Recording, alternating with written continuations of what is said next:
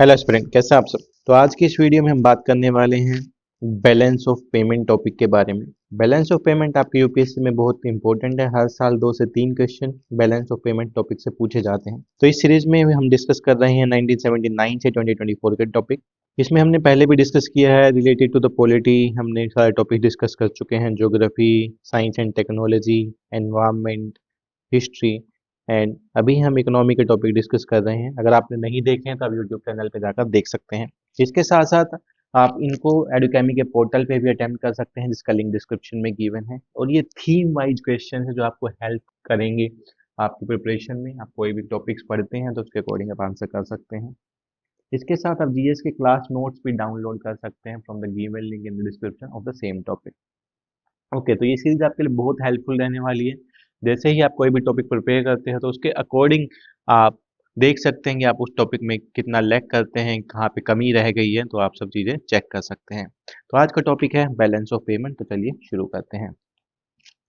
The first question is related to the collateral borrowings and lending. This question was asked in the 2024 में। ये question पूछा गया collateral borrowing and lending obligation किससे related है। It's related to the money market. ये short term loan होता है, तो ये रिलेटेड है मनी मार्केट से। These are the basic terms जो पूछी जाती हैं। तो आपको बेसिक टर्म्स से रिलेशन पता होना चाहिए। बेसिक टर्म्स को कहाँ पे यूज होता है, शॉर्ट मनी मार्केट क्या है, मनी मार्केट क्या है, बॉन्ड मार्केट क्या है, फॉरेक्स मार्केट क्या है। तो इसमें आपको क्लैरिटी रहनी चाहिए। नेक्स्ट क्वेश्चन पे आते हैं। Next question is gold trench. ये क्वेश्चन 3 से 4 बार यूपीएससी पूछ चुका है। गोल्ड ट्रांचे है क्या। ये एक पार्टिकुलर क्रेडिट सिस्टम होता है रिलेटेड टू द आईएमएफ, इसको प्रोवाइड करता है। आईएमएफ अपने मेंबर्स को इसको प्रोवाइड करता है। एंड ये क्वेश्चन 3 से 4 बार यूपीएससी रिपीट कर चुका है इन डिफरेंट फॉर्म। तो आपके लिए इंपॉर्टेंट हो जाता है। इट्स ऑल्सो चांसेस कि दोबारा भी रिपीट हो। तो a credit system granted by the IMF to its members. Okay, now let's move to the next question.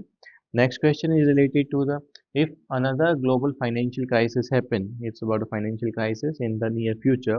Which of the following action policy are the most uh, likely to give some immunity to the India? Not depending on short-term foreign borrowing. Yes, this is one of the major immunity जो provide करेगा India को कि short-term foreign borrowing नहीं होना चाहिए. It should be the long-term. Short-term foreign borrowing नहीं होनी चाहिए, should be the long term. So the first is correct. Then we can eliminate the option number C है because first option इसमें है ही नहीं. Opening up to the more foreign banks, no. ज़्यादा foreign banks को अगर हम open करेंगे it lead to the more crisis to the country. So the second statement is wrong. Second is wrong. So option number B and D is eliminated. So the answer of this question is A. So you can see how through the option we can get the answer. Sometime हमें हर चीज़ नहीं पता होता है about the every questions. We need to be have alert and how to attempt the question, वो हमें सीखना होता है। हम अपना प्रीलिम सपोर्ट प्रोग्राम स्टार्ट कर रहे हैं, जिसका second batch 11th of January 2025 से स्टार्ट हो रहा है। तो आप इसको ज्वाइन कर सकते हैं, इसका लिंक डिस्क्रिप्शन में गिवन है। Last year prelim support programme से more than 45% of students qualify किए हैं। ऑलमोस्ट 50% से ज़्यादा क्वेश्चन डायरेक्टली अपीयर हुए हैं यूपीएससी पेपर। स्टूडेंट फीडबैक के अकॉर्डिंग जब आप प्रोग्राम को ज्वाइन करते हैं तो आपका कॉन्फिडेंस इंक्रीज हो जाता है, as well as your accuracy is also increase, ये भी आपकी बढ़ जाती है। तो इसके साथ नेक्स्ट क्वेश्चन पे आते हैं। Next question is related to the purchasing power parity. Consider the following statements. Purchasing power parity exchange rates are calculated by comparing the prices of the same basket of goods and services in different countries. In terms of the PPP, India is the sixth largest economy in the world. तो आप बताइए six largest economy in the world. PPP के basis पे India third on the PPP basis.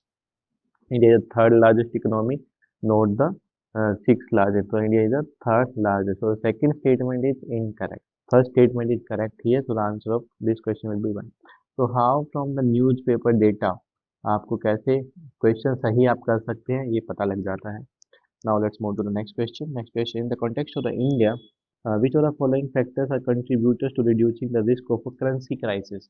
किसी भी country में currency crisis कौन कौन से फैक्टर्स कम कर सकते हैं, तो चलिए देखते हैं। The foreign currency earning of India IT sector. Yes, the foreign currency ज़्यादा आएंगी means the dollar flow in the country is more because we are earning in the dollar, तो this flow in the country will increase. तो dollar flow आ रहा है तो रुपी की value बढ़ जा रही है, it's going to be stabilize the country. Increase in the government expenditure this going to not lead to the it will lead to the crisis. जैसे जैसे गवर्नमेंट ज़्यादा स्पेंडिंग करेगी तो people have the more amount to spend, तो ये गलत हो जाता है। रेमिटेंसेस फ्रॉम इंडियन अब्रोड ज़्यादा आएंगे तो it also increase the dollar flow to the market. So the 1 and 3 prevent the India currency from the currency crisis.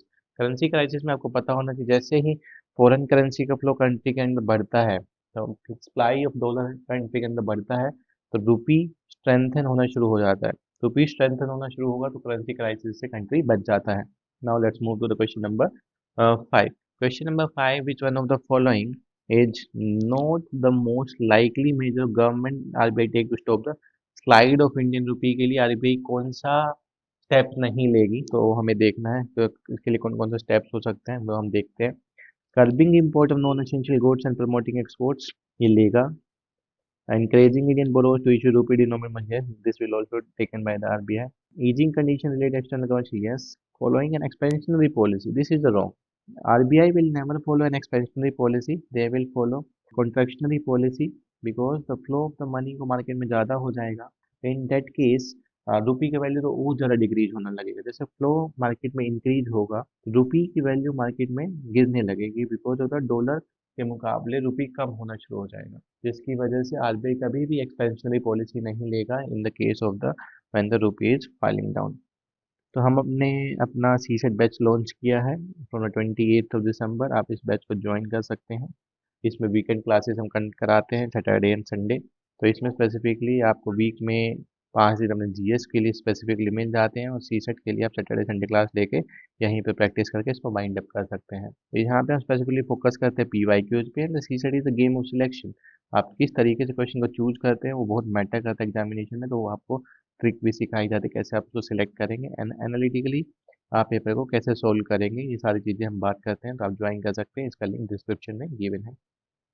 Next question पे आते हैं। Next question is related to the consider the following statements. And the quantity of the imported edible oil is more than the domestic production of the edible oil in the last 5 years. Yes, in 2018 it was a scenario कि जितना हमने import किया वो हमारे production से ज़्यादा था। The government does not impose any custom duty. This is a wrong statement. Always government impose a custom duty on the imported oil. So the answer of this question will be A. Second is not correct. So this kind of the statements you can find from the newspaper.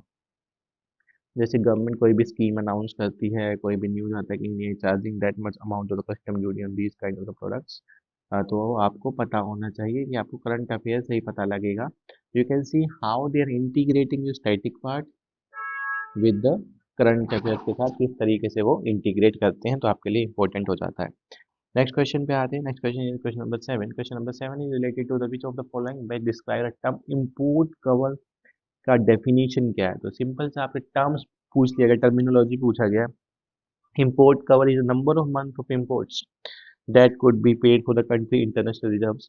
कितना international reserve है India के पास या किसी country के पास कि वो अपने imports को पे कर सके, that's a import cover. Like during 1950 1960 India का इम्पोर्ट कवर बहुत कम था। We are having very less amount of money in the reserve so that we can pay for our imports, but nowadays we are having a huge reserve to sustain for the longer years. So it is a number of the month to import that could paid for the country international reserves के लिए है। so this is the definition and this is the static part। जब भी हमारे reserve की बात होती है, जब भी रिजर्व की बात होती है, तो आपको इन तरीके के टर्म्स को फोकस करना है कि रिजर्व का यूज कहाँ पे होता है, इम्पोर्ट्स अगर करेंगे तो कितने दिन के लिए हम सर्वाइव कर पाएंगे, और रिजर्व की कौन कौन सी करेंसी रिजर्व में इंडिया अपने रिजर्व में रखता है। तो ये क्वेश्चन आपके लिए इंपॉर्टेंट हो जाता है। नेक्स्ट क्वेश्चन पे आते हैं। Next question which one of the following next question is the balance of payment of a country is a systemic record of the balance of payment of a country is the systemic record of option number 1 all important export transaction of a country during a given period of time। good exported from a country during a year, it's not only the goods, it's also service also। economic transaction between the government of country, no। capital movement from one country to, no। so answer is A here, all the imports and export transaction of a country during a given period of time during a normal year। तो this is what is the BOP exactly, balance of payment क्या क्या include करता है वो आपको पता होना चाहिए। Capital account, current account, goods and services, ये आपको क्लैरिटी रहनी चाहिए। और ये सिंपल एनसीईआरटी से भी क्वेश्चन सोल्व हो सकता है। अगर आप अपना एनसीईआरटी को ध्यान से पढ़ोगे तो वहाँ पर टेबल गिवन है, तो वहाँ से आप इसको आराम से सोल्व कर सकते हैं। नेक्स्ट क्वेश्चन पे आते हैं, question number 9। Which of the following groups of item is included in India foreign exchange reserve. मैंने अभी आपसे बात करी थी कि आपको पता होना चाहिए कौन कौन सी करेंसी इंडिया के फॉरेन रिजर्व में है। आप देख सकते हैं क्वेश्चन पहले भी पूछा जा चुका है। तो द फॉरेन करेंसी एसेट्स होते हैं, गोल्ड होल्डिंग्स होती हैं, एनआरबी एंड एसडीआर होते हैं, special rights of the IMF. These are the specific currency India रखता है अपने फॉरेन रिजर्व्स में, जिसमें से foreign currency assets US dollars में euro, pound, sterling, Canadian dollar, Australian dollar, Japanese yen होता है, गोल्ड होता है, special drawing rights of IMF होते हैं, रिजर्व ट्रांस पोजीशन होता है of the IMF again. So ये सारी चीज़ें इंडिया रखता है अपने रिजर्व में, तो आपको ये आइडिया रहना चाहिए। आप करंट अफेयर्स या इकोनॉमिक सर्वे से देख सकते हैं। क्वेश्चन नंबर 10 पे आते हैं। Question number 10, एजर्सन, balance of payment represent a better picture of a country's economic transaction with the rest of the world. Second reason is saying balance of payment is taken into account the exchange of both visible and invisible terms, where the balance of trade does not. Yes, balance of trade only the trade को देखता है, जबकि balance of payment visible और invisible transaction सबको देखता है। So the answer of this question will be A, both assertion and reason are correct, and reason is also the correct explanation of A. So the answer of this question will be A. Answer A है। Next question पे आते हैं। Next question is question number 11। The question number 11, consider the following statement related to the full convertibility of the rupee. तो convertibility of the रुपी क्या होती है, specifically आपको पता होना चाहिए कि इंटरनेशनल करेंसी में फ्री फ्लोटिंग पे हो, इंटरनेशनल करेंसी में एक्सचेंज इजीली हो सके, आप कहीं भी जाते कन्वर्जन आसानी से हो जाए, डॉलर से रुपी में, रुपी से डॉलर में, and acceptable currency, that's the currency convertibility. It is a free float with the international currency, yes. It is direct exchange with any other international currency, yes. It acts just like any other international currency, yes. All the three are correct here. So यही बोला जाता है कि what is the convertibility of the rupee that is mentioned here. Now let's move to the next question. Next question is about the consider the following statement. The Indian rupee is fully convertible. अगर आप देखोगे तो next ऊपर वाला question भी specifically related to the currency convertibility से ही था, the similar this is also in respect to current account balance of the payments. Second, respect of the capital accounts into gold. No, it is only related to the current account balance. जो हमारा convertibility है current account balance में fully convertible है, but in the capital account it is not fully convertible. So the answer of this question is A, one alone. एक ही इसका answer होगा। Next पे आ जाते हैं, क्वेश्चन नंबर 13। अगेन आप देखोगे अगेन कन्वर्टिबिलिटी क्वेश्चन, तीसरी बार क्वेश्चन आ गया है। Convertibility of the rupees implies it's a freely permitting the conversion. Answer is C here. Freely permitting the conversion of rupee to the other major currency and vice versa. So how repeats? 94 में पूछा, 2003 में पूछा, 2010 में पूछा, 2016 में पूछा currency convertibility. So next time भी there is also the chance कि they can ask you again related to the currency convertibility. Next question पे आते हैं, partial convertibility. Again the question 1993 is related to the partial convertibility.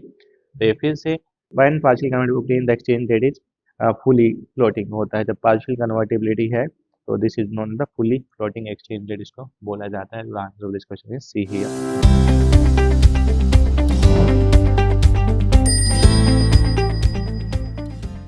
So these are the balance of payment question. तो आपने देखा कि specifically these are related to the currency. Currency में भी specifically convertibility की बात हो रही है। कन्वर्टिबिलिटी में भी बात देखेंगे तो इसके साथ बैलेंस ऑफ पेमेंट की बात हो रही है। बैलेंस ऑफ पेमेंट में कितने अकाउंट है, करंट अकाउंट का क्या सीन है, कैपिटल अकाउंट का क्या सीन है, कैपिटल अकाउंट क्या क्या इंक्लूड करता है, करंट अकाउंट क्या क्या इंक्लूड करता है, इंडिया का जो रिजर्व है उसमें कौन कौन सी करेंसी है, किस किस करेंसी को ज़्यादा वेटेज दिया गया है, आईएमएफ के बारे में आपको पता होना चाहिए, गोल्ड ट्रांस क्या होता है, रिजर्व ट्रांस क्या होते हैं, इन पे क्वेश्चन पूछे जा चुके हैं। और इसमें आपका बेस्ट रहता है आप अपनी एनसीईआरटी पढ़िए अच्छे तरीके से, macro economics of 12th class, as well as अब इसमें साथ साथ फोकस करें इकोनॉमिक सर्वे का जो नया डेटा आता है एवरी ईयर में फरवरी एंड में, तो आप उस पर फोकस करें। करंट अफेयर्स की न्यूज़ के साथ हमेशा रहें, क्योंकि बीओपी में जो आपके क्वेश्चन आएंगे will mix with the current affairs, that's become the more important. तो these are the question about the BOP. आप इन क्वेश्चन को अटेम्प्ट कर सकते हैं एडोकेमी के पोर्टल पे। आप एडोकेमी के प्रीलिम सपोर्ट प्रोग्राम को ज्वाइन कर सकते हैं। आप सीसेट को ज्वाइन कर सकते हैं from the given link in the description. तो मिलते हैं नए वीडियो में। Thank you.